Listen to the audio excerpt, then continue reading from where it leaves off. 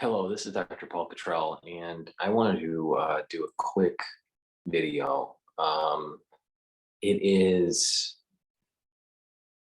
January 5th, and I've been listening to some videos late at night about China, and I need to document some of my thoughts because I'm having a hard time sleeping, and I think that there's something that's bothering me. Um, some of the thoughts that I have are overrunning of hospitals in China, um, and them reaching capacity in many different provinces. We're also hearing the same thing in Germany. The bodies in China are piling up. From the previous video that I talked about, we knew that crematoriums had a 1 month waiting period. Some people could jump the queue, but that's only if they had a lot of money to jump the queue. But back in that video that I did, it was talking about this increase in individuals that need to be cremated. But what's happening now is just that they're using cold storage from trucks that would normally haul meat or fish. This is very similar to what I remember in the first wave in New York when they were doing cold storage of the dead bodies in Manhattan, where that we had trucks and dead bodies would be loaded into those. Now, Manhattan, relative to some of the bigger cities in China, is, even though Manhattan and New York City proper is somewhat big, 6 million people, right? That is only a subset of terms of population compared to some of these larger cities in China, where they have 20 million or more. So my experience from the cold storage that was happening in New York back in the first wave in 2020, even though it was bad, I can only extrapolate to understand the severity of what's going on in China right now. So I'm seeing an overrun of the hospitals in China not being able to care for the ones that are severely sick. Oxygen is not being administered indoors anymore. It's being administered outside of the hospital, and in many cases in the vehicle of the patient. So the patient is in a vehicle and they're rolling out the oxygen tank to the vehicle. This is very similar to what we saw in that large wave in India, where they had an overrun in the hospitals. Oxygen supply was low, and if you remember right, there was this big demand for oxygen tanks, and kind of like a black market that was going on in oxygen tanks. So something similar is happening in China. The death toll must be pretty damn high for this to even eclipse what we were reporting in Wuhan back in the early days of 2020, before the big wave hit in the United States, that first wave.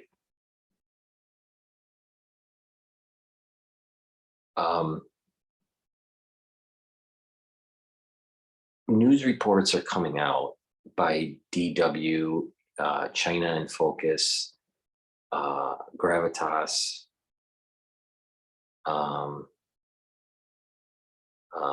some other news networks that the numbers for cases in China have reached probably about 600 million. Now, this dovetails into a report from Bloomberg about a week and a half ago that was saying that in one day they had 37 million. It seemed to be a little bit over calculating, but they may have been right.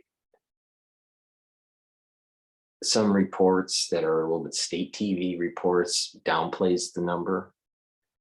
Other reports are confirming the number. And then there are a couple reports in between thinking that it's less than the 37 million per day that Bloomberg was mentioning, but much higher than what, quote, the official numbers are from China, from the government. For dead bodies to be piling up like it is, with let's say a death rate of 2, 3, 4% of the population that's infected,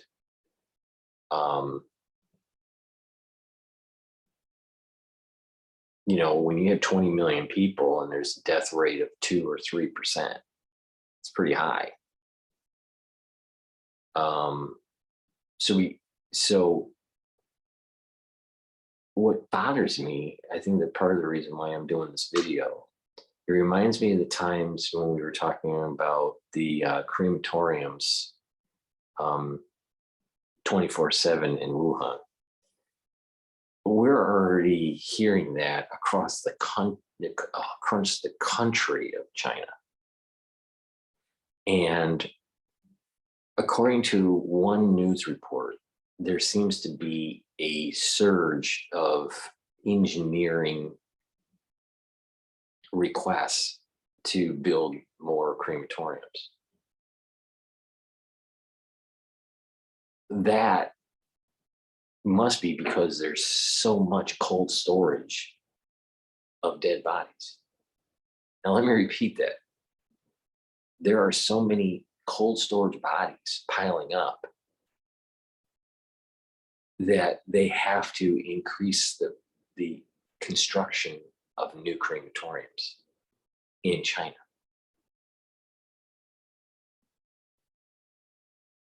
I heard of a report. I don't know if this is right or wrong, but it was something like they cremate about, I think it was countrywide. I think around 5,000 bodies. The capacity was like 5,000 bodies a day or something like that. But that could have been maybe just one city, a large city, maybe 20, 30 million size. I'm not sure. I don't know. It just seems, out of 1.5 billion people, 5,000 crematoriums a day seems kind of low for at the countrywide level, but at the citywide level, it seems about right.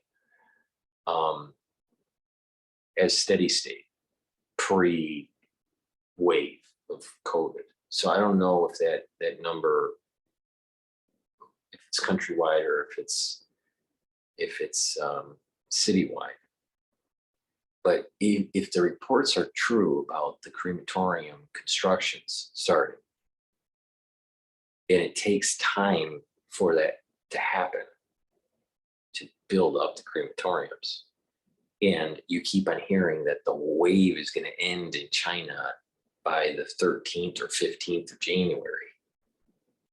If the wave is going to peak, all right, January 15th, you would need to build new crematoriums. The deaths must be really high, really, really high. Now, out of 600 million people infected, and let's just say a 2% death rate. It's an awful lot of people. Now, obviously, it's a lot more people if it's more than 2%. White lung seems to be happening more prevalent. It's more prevalent now compared to the first wave that we saw in Wuhan and what we saw in the first wave in the United States, especially in New York and in California. So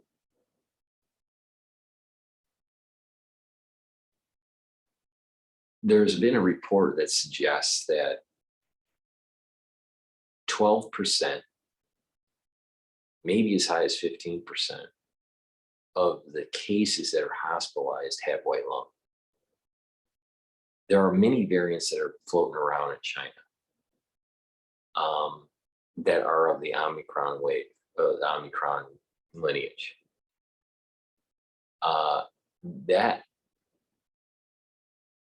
a subset of that is a real concern. The three or four that I know of that are of real concern are BA.5.2, BM7, and BF7. BQ1 and BQ1.1. Now, BQ1 and 1.1 is this hell dog variant that Miss Taiwan was talking about. In the United States, what is starting to become more prevalent is this XBB 1.5. I think it is. Now,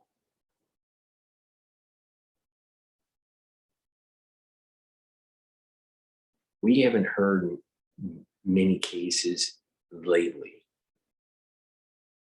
with white lung. All right. Now we got to remember that when we have antibodies in the population, severity of infection will go down. That seems to be true. Obviously, there are other problems that are tied to that, but severity goes down. Now, we're also hearing reports that cases in Germany are going up. But not at nothing like what's going on in China. And they're concerned about reaching capacity. And the United States has already had high seasonal flu, RSV, and higher incidences of COVID. We have thousands of people that die a week in the United States from COVID. All right. I think the number is 2,500 cases. I'd have to double check that, but I think the 7-day moving average, the weekly average is 2,500 or somewhere around there per week in the United States. That, if you put that in context, that's almost a 9/11 every week. All right, step back and think about that for a second. That's almost a 9/11 every week in terms of deaths. Now,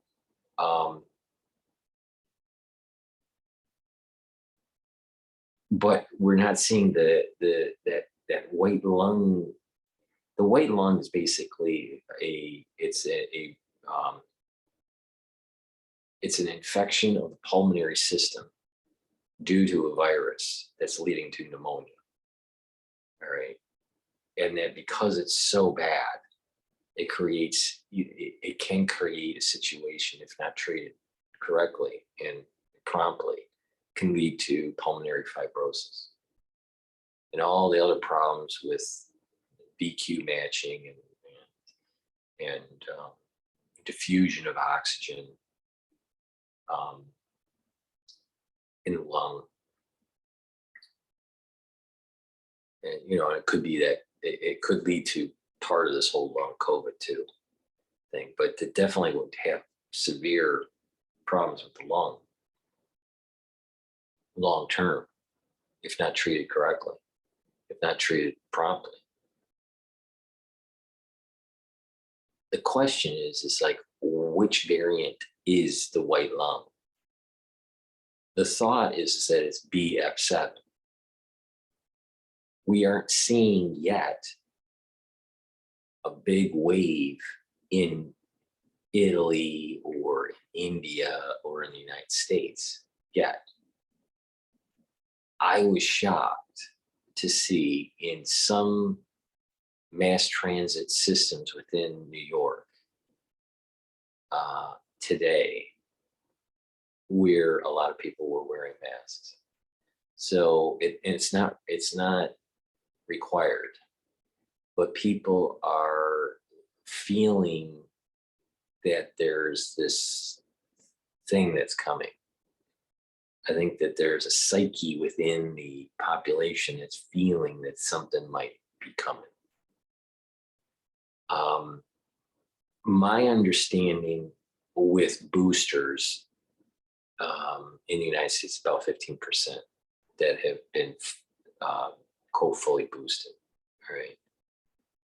So it's quite low, but I take the stance that it's probably memory, B cell memory is going to be adequate, even if you have lower titers. That's the thought process I have. Instead of you always have to have great titers, so if a population has good amount of titers, then you should be okay to hit these waves, because the surveillance that's coming out of some of the Western laboratories by sequencing these different variants, nothing really has evolved to the point where it's like a massive concern yet. They're testing the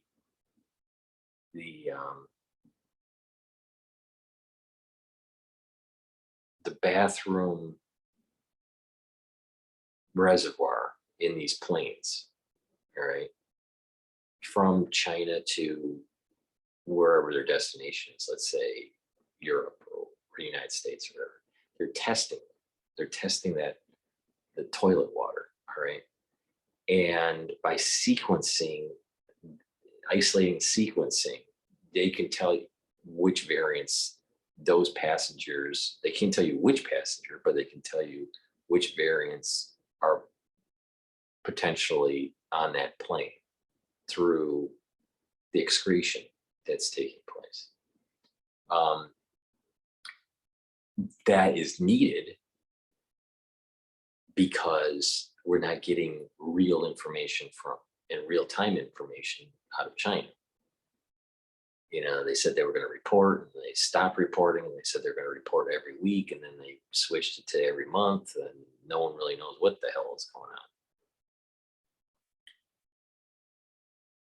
It's very possible that where we're at right now, I still hold the belief that it's probably either hell dog variant or BF7 that's causing the white lung. And according to the report, about 12 to 15% of the patients that are in the hospital have this. Now, if the hospital is full, then there are more people that have white lung that are counted because they're not in the hospital. So the number of cases of white lung are actually higher because their medical system has crashed.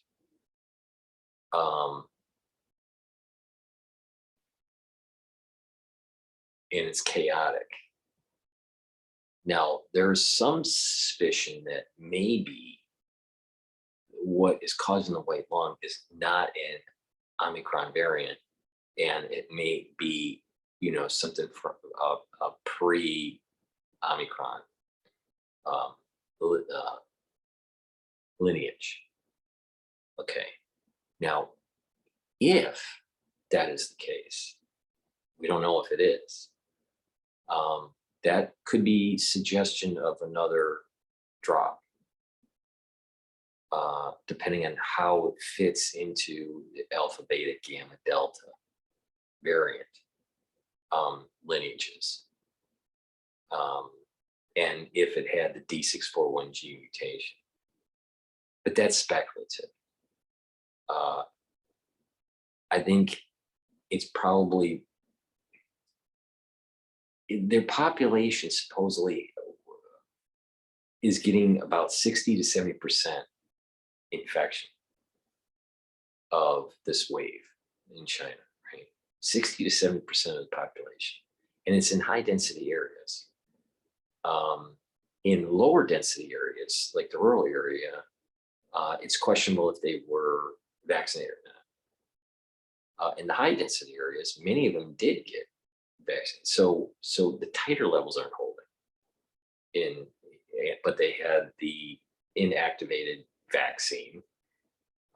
So maybe that's part of the reason that this white lung is taking place. White lung could be because of something new, which I suspect. That's what my working hypothesis is.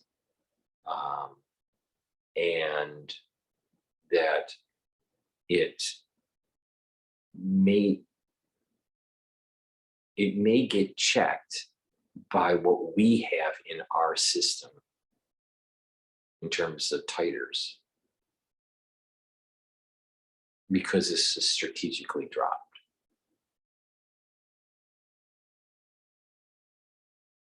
But what's going to happen is that as we start to hear cases go up, maybe not severities go up, but cases to go up, it's going to cause a social panic that's going to lead to government talking about masking and,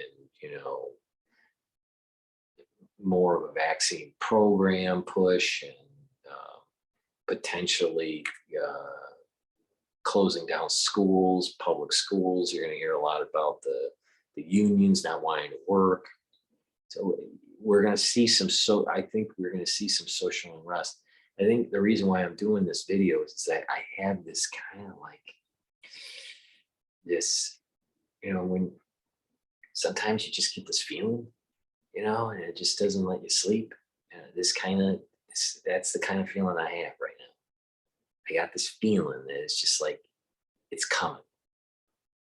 It's coming, Is it going to be bad? I don't know.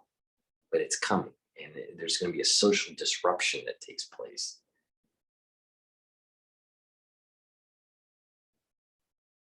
But I feel as though what is happening in China is different than what was happening in Wuhan.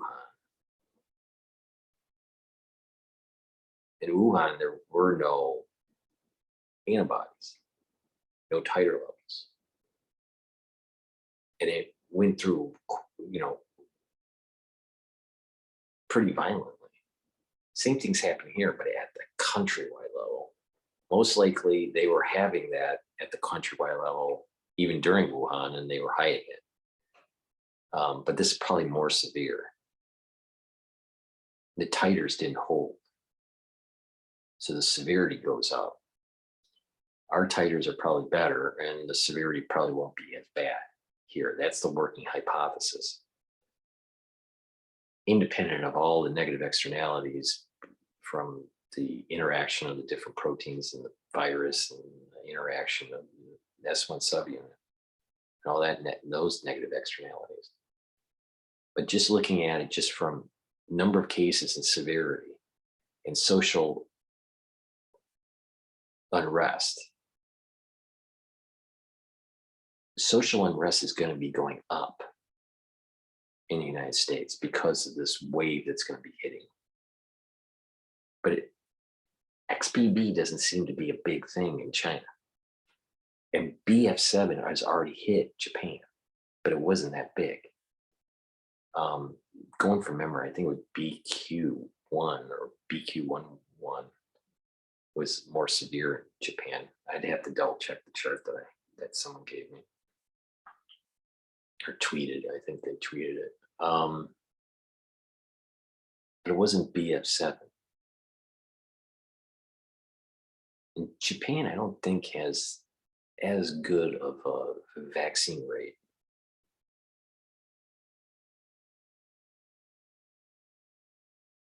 So I don't know. I got this aching feeling though. So there's a lot of crematoriums that are 24/7. There's a huge queue.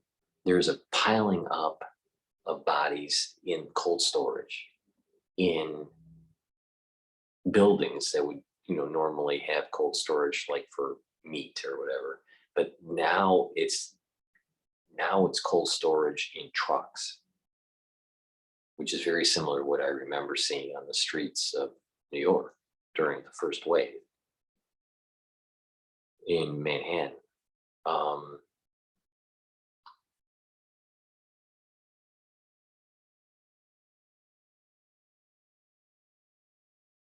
In the building of crematoriums. That's the weird thing about it. It reminds me of, like, you didn't hear anything lately in the news about the record build out of these hospitals. Remember back in that first wave in Wuhan? It was like they built the hospital, all these hospitals in 10 days, something like that. That doesn't sound like, back then, it didn't sound like, well, this is just going to be a passing wave in Wuhan. It was much bigger, right? Something similar is happening now, where you don't start having this huge need to build out more crematoriums for something that is going to be peaking in 10 days, 15 days, right? And yes, there's usually a lag in deaths, by about 2 weeks or 3 weeks. It's pretty bad in China. It's really bad in China for this type of planning of capacity to increase. So it's just something, I wish we knew which variants were spearheading the white lung out of the 12 to 15% that are hospitalized. That probably will come out, and it's probably not just one variant. I probably am right in that one of the variants are probably BF7.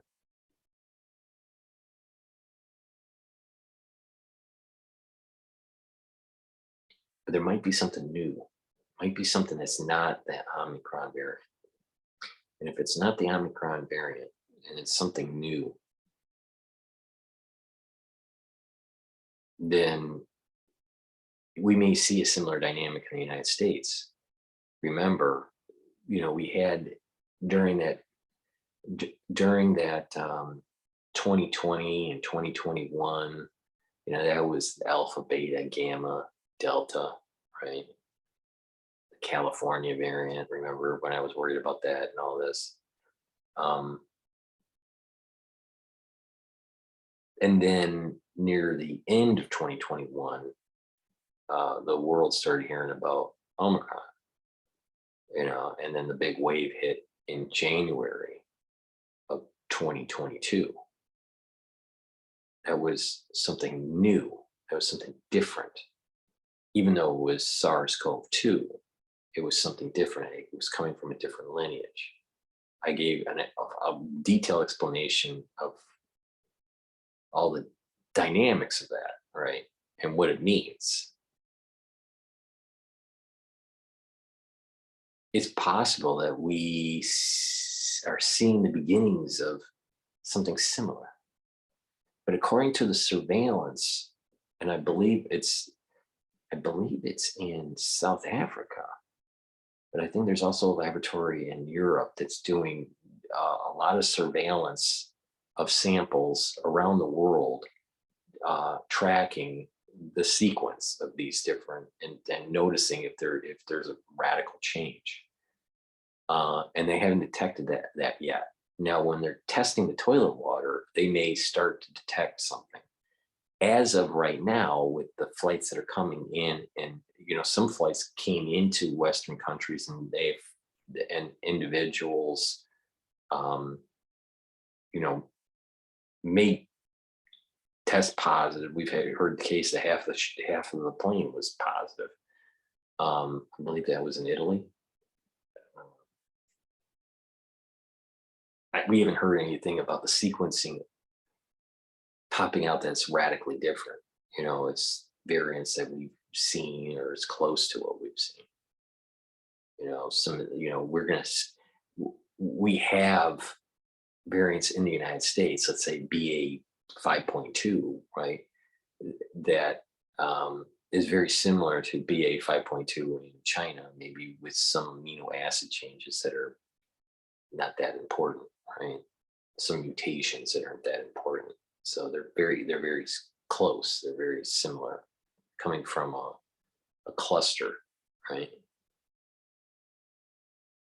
But is there something totally different that it's not like an Omicron? It's it's a different type of SARS-CoV-2. We don't have the name yet because we don't have the sequence yet. Is that what's causing it? The current scientific thought in China is that white lung is on variants that we know of, but their titer levels are not adequate enough to stop it. And that our titer levels are good enough to prevent severe infection. That's the current scientific thinking right now of what's going on. China's titer levels are lower, not as good for variants that we've seen already, we are experiencing right now, that that don't really produce severe infection in the Western countries. But yet in China it is, and it's the thought that their titers aren't as good and are lower. But is it that something new is happening? And I personally think that something new has been dropped, something beyond BF7. But white lung is in, who knows what's happening? I don't know. Now, if you're China and you want to, here's the thought process. If China knows that it's sick, right? You're President Xi, and you have a population that is sick, right? And there's a brewing war starting in the Pacific, and you know that it takes months for this wave to propagate through your country. They're gonna have a few waves as this moves through their country.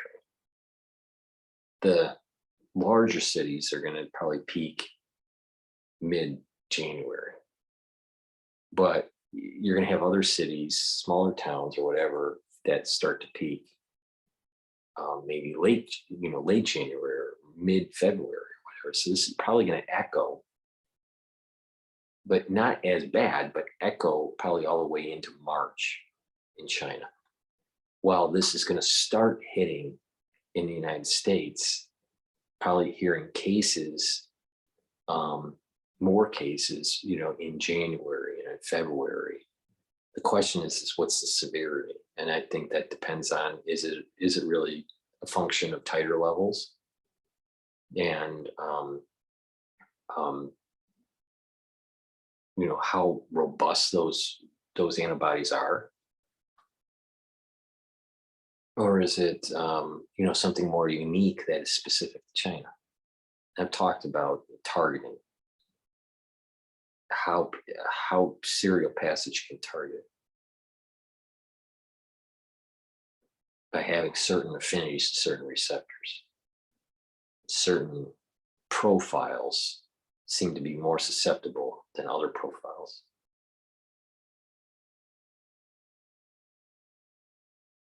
There's something bugging me though about this. With covering COVID, you kind of, there's, especially over the 3 years, there are these points in time where you're just like, something happens and it's like an immediate, like gut wrenching feeling. I've had it about 10 times out of the 3 years of covering this. This is like one of them. This is one of them. And I just like, but it's opaque. You know, there's not enough data to really see like what is going on, but I feel like something's lurking. Something's not right. Something's not right. So in the alternative media in the United States, we're going to start hearing, oh, it's just, you know, it's just panic. You know, the Chinese are infecting and, you know, there's just panic and don't worry and all this. And I'm like, you know, there's a lot of things. There's, again, you have the acute and the chronic phase, right? You know, the acute phase is higher cases, disruption in the economy, higher deaths, you know, severe illness kind of stuff, right? At the beginning. But then you have, you know, a chronic phase of this. And that is, you know, these longer syndromes, you know, like long COVID or accelerated cancers or, you know, autoimmune diseases and stuff like this.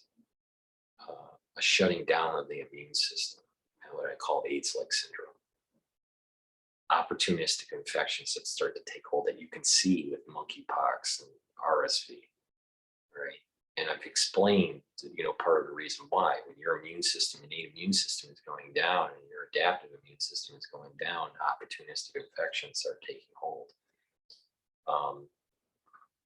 Something that you would normally pass through with low viral load now can take hold much more easily because your immune system isn't as revved up.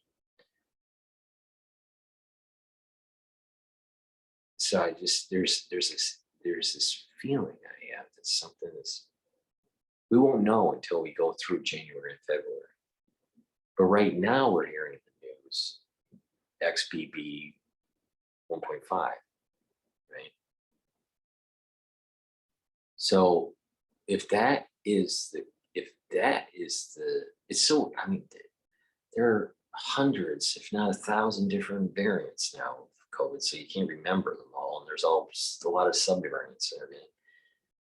But you got to step back and kind of look at the bigger picture, not get into the details of what's the difference between XBB1 and XBB 1.5, right?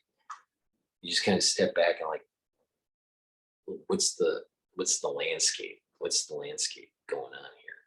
And what I'm seeing is that just like what we saw in 2020, some regions had alpha, some regions had beta, some regions had gamma, some regions had delta, right? I think we're going to start seeing a new wave of cases that have a similar dynamic. That you'll have one region that may be more prevalent with XBB, another region that may be more prevalent with BF7, another region that may be more prevalent with BQ, all right? Now in 2020, they were all from the a later version of D614G mutation, alpha, beta, gamma, delta, right? Omicron was an early version off of D641G. It was off of a different lineage, right? It's all SARS-CoV-2, but there's like two camps. You have SARS-CoV-2. Let me go step back. You have beta coronavirus, garden variety. Then you have SARS-CoV-2. right? And SARS-CoV-2 splits up into, and we don't really have a good term for this, but we'll just use the term Wuhan virus lineage of alpha, beta, gamma, delta. And then the lineage of Omicron. We may be seeing like maybe something off of an early D641G that is not part of the Wuhan alpha, beta, gamma, delta, nor Omicron, which is scary, right? Because what kind of dynamics does that mean? I mean, so it might be something, I don't even know what the term what they would use for that lineage.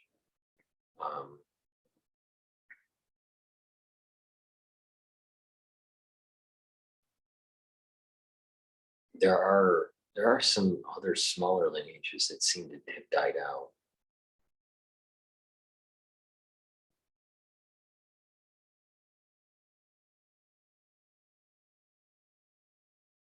I don't know. I get this feeling that there's a social unrest that's going to start building up. But definitely in alt media, we are starting to see that don't, this is the Chinese are spreading it. This is like a spin that I'm seeing. The Chinese are spreading it. We should do like 100% lockdown, which won't work. From other countries, you can't. The ills can't get here eventually, so you might as well let it just burn through, and take the hit. This idea of locking things down was probably a bad idea. So it's just going to have to burn through. Yes, there's probably going to be carnage and all that, but it's going to have to just go through. So the spin is Chinese are spreading it, and that the media is creating a fear for curtailment of more emergency powers by the government, and the curtailment of our civil liberties and of our livelihood, possibly the economy, and maybe use that as an excuse for the downturn in the economy that was going to happen independent of COVID. So, I'm kind of running out of battery here, but that's my take on my thoughts of tonight, January 5th, and what's going on in China. As of right now, it's about 12 to 15% of the cases that are known at the hospitals to be white lung. The composition of which variants are causing that white lung that's unknown at this moment in time. I suspect that it's BF7 and some of the BQ line. So thank you for listening, and have a nice night.